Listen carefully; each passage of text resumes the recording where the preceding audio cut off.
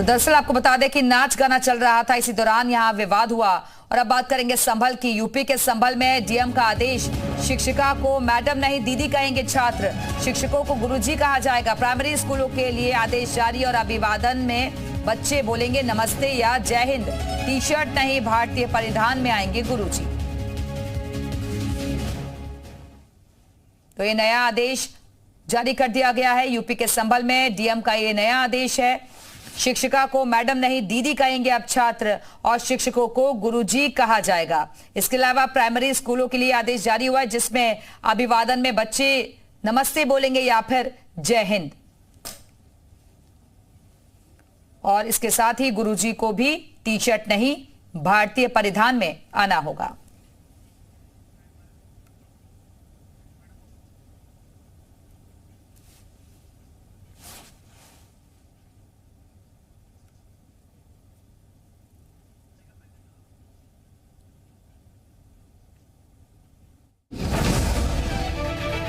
संभल के डीएम साहब का फरमान है कि अब सरकारी स्कूलों में बच्चे लेडी टीचर को मैडम नहीं दीदी या बहन जी कहेंगे, वहीं शिक्षक अब गुरुजी कहलाए जाएंगे। साथ ही डीएम साहब ने आदेश दिया है कि गुरुजी स्कूलों में जीन्स टी शर्ट पहनकर भी नहीं आएंगे।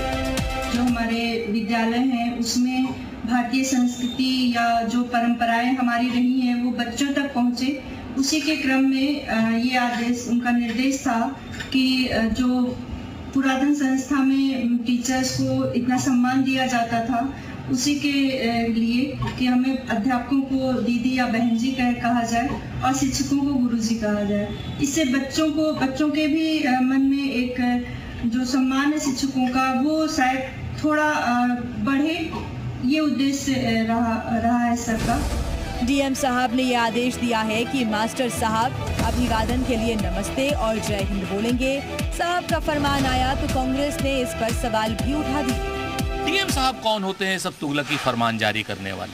पहले से संविधान में जो लिखित चीजें हैं वो सारी की सारी चीजें होनी चाहिए और डीएम साहब संघ शास्त्रियों के सामने झुक करके अपने पद की गरिमा को न गिराएं तो बेहतर है। सरकारें आती रहती हैं, सरकारें जाती रहती हैं। आपको ये कुर्सी किसी सरकार ने नहीं दी है, संविधान ने दी है, इसलिए बेहतर हो आप संविधान शास्त्री बने। पहले यूपी के सरकारी स्कूलों में डिजिटल हाजिरी का आदेश के बाद अब संभल के डीएम का नया फरमान सुर्खियों में है। सवाल ये है कि यूपी के स्कूलों में इस तरह के आदेश का मतलब क्या है? शिक्षकों के लिए सिर्फ गुरुजी और दीदी ही क्यों? क्या स्कूलों को सिर्फ हिंदू संस्कारों के हिसाब से ढालने की कोशिश है? और इस पर बीजेपी का क्या कहना है, अब आपको वो भी सुनवाते हैं। उत्तर प्रदेश में योगी आदित्यनाथ जी की सरकार बनने के बाद से लगातार बेसिक शिक्षा परिषद के विद्यालयों की आज गुणवत्ता में सुधार हुआ है। शिक्षा का स्तर लगातार बढ़ा है, विद्यार्थियों की संख्या लगातार बढ़ी है।